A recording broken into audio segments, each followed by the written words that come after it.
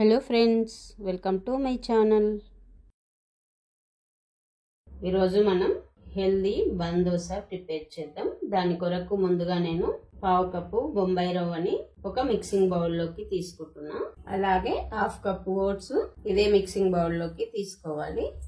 ఇప్పుడు ఇందులో half cup వరకు పుల్లటి పెరుగు తీసుకోవాలి. పెరుగు పుల్లగా లేకుంటే ఒక 3/4 కప్పు వరకు తీసుకోండి. ఇప్పుడు ఇవన్నీ కలిసేటట్టు ఒకసారి కలపండి. కొన్ని వాటర్ యాడ్ చేయండి. నేను చూపిస్తున్నా కదా, అన్ని చేయండి, ఎక్కువ అవసరం లేదు. ఇవి మొత్తం పెరుగులో ఇలా కలిసిపోయేటట్టు కలిపి మూత పెట్టి ఒక 10 to 20 మినిట్స్ నాననివ్వాలి. మనం ఓట్స్ నానబెట్టి 15 మినిట్స్ అవుతుంది. ఇప్పుడు దీనిని ఒక మిక్సీ జార్లోకి తీసుకొని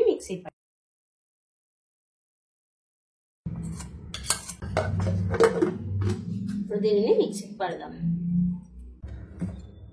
ఇలా వచ్చేటట్టు పట్టాలి మిక్సీకి.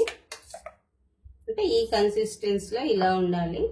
మరి మెత్తగా కాకుండా కొద్దిగా రవ్వలాగా ఉండాలి. ఓట్స్ వేసినాం కదా మనము, ఓట్స్ రవ్వలాగా కావాలన్నమాట. ఇప్పుడు దీనిని ఒక మిక్సింగ్ బౌల్లోకి తీసుకోవాలి. ఇప్పుడు మనం ఇందులో హాఫ్ కప్పు వరకు రాగి ఫ్లోర్ వేయాలి. అదేనండి, రాగి పిండి వేయాలి హాఫ్ కప్పు వరకు. అలాగే పావు టీ స్పూన్ వరకు కుకింగ్ సోడా వేయాలి, వంట సోడా. ఇప్పుడు ఇందులోకి ఈ మిక్సీ జార్లో ఒక 2-3 టేబుల్ స్పూన్స్ అన్ని వాటర్ వేసి ఇందులో వేసుకోవాలి. వాటర్ ఎక్కువ వేయకండి, అవసరమైతే తర్వాత వేసుకుందాం బ్యాటర్ ఒకవేళ మరీ చిక్కగా అయితే. అలాగే హాఫ్ టీ స్పూన్ వరకు సాల్ట్ వేస్తున్నా. మీరు మీ రుచికి తగినంత వేసుకోండి. ఇప్పుడు ఇవన్నీ కలిసేటట్టు ఒకసారి కలపండి.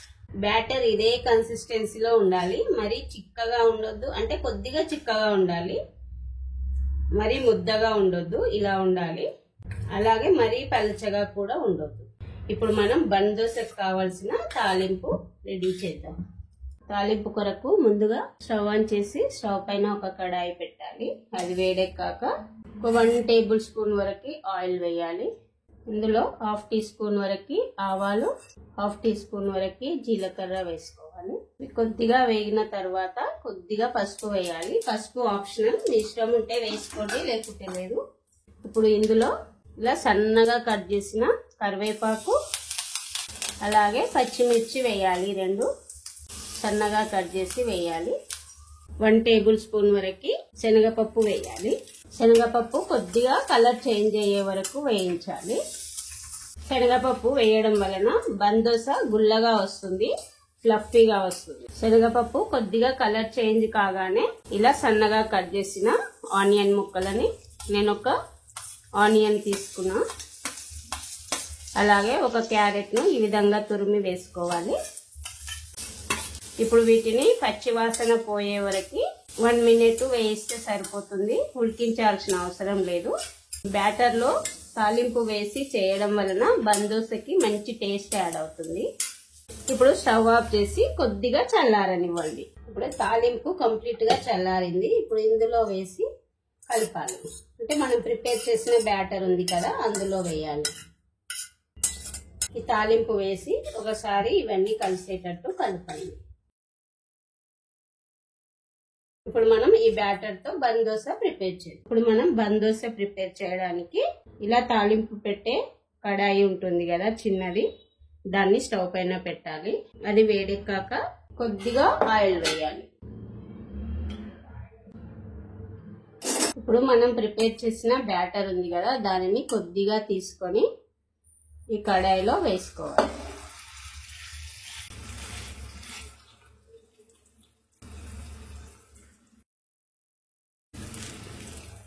దీనిపైన కొద్దిగా ఆయిల్ యాడ్ చేయాలి.